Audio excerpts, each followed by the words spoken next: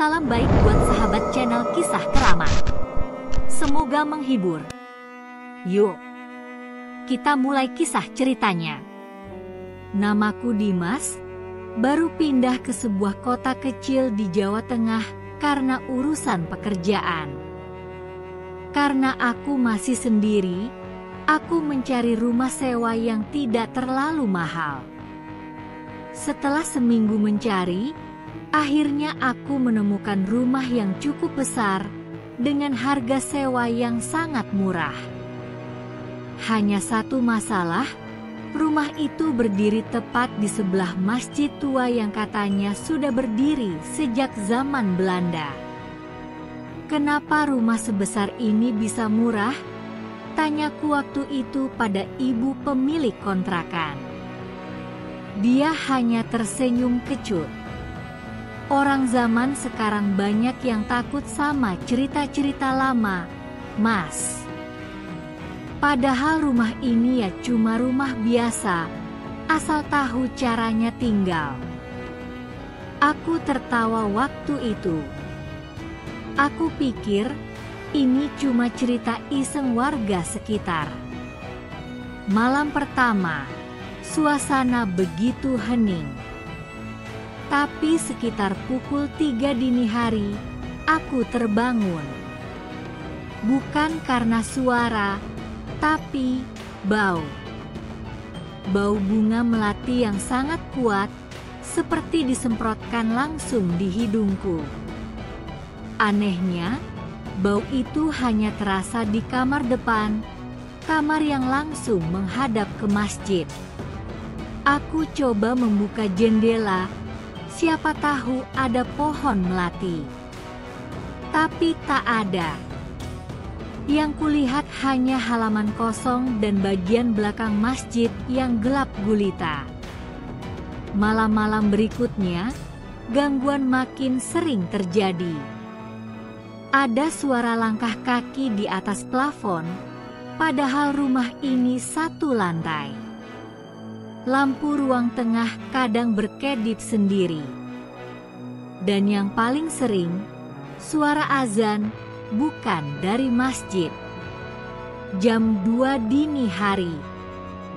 Suara azan seperti berasal dari dalam rumah. Tapi saat kulihat keluar, masjid gelap dan terkunci. Suatu malam, aku bertemu Pak Karto, marbot masjid yang sudah tua. Waktu aku ceritakan soal azan jam 2 pagi, dia diam beberapa saat, lalu berkata, "Mas, itu bukan azan. Itu peringatan."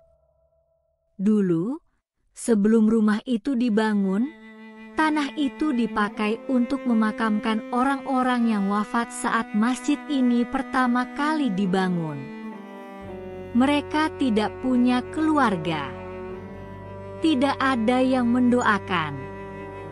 Rumah itu dibangun di atas tanah yang belum diikhlaskan. Dek, aku merinding.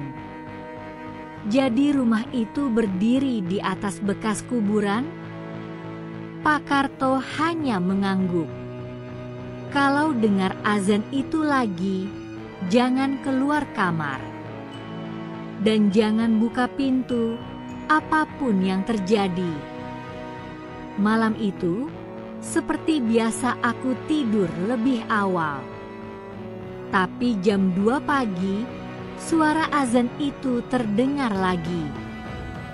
Kali ini lebih dekat dan lebih serak. Seperti suara seseorang yang menjerit sambil mengucapkan kalimat-kalimat suci. Tiba-tiba, tok tok tok. Pintu kamarku diketuk dari luar. Lalu suara perempuan berbisik dari balik pintu. "Mas Dimas, buka pintunya. Saya kedinginan. Aku tak bisa bergerak." Suara itu bukan suara orang normal. Dingin. Datar. Tanpa emosi. Kutarik selimut dan kubaca ayat kursi dalam hati. Tapi suara ketukan makin keras, hingga tiba-tiba diam. Keesokan harinya, aku mendapati pintu depan rumah terbuka lebar, padahal semalam sudah terkunci rapat. Dan di teras rumah, ada karangan bunga melati segar. Tidak ada yang tahu dari mana asalnya. Aku pindah seminggu kemudian. Kata warga, rumah itu sudah sering disewa orang, tapi tak ada yang tahan lebih dari sebulan. Kini rumah itu kembali kosong. Tapi suara azan jam 2 pagi kadang masih terdengar. Bukan dari masjid, tapi dari dalam rumah.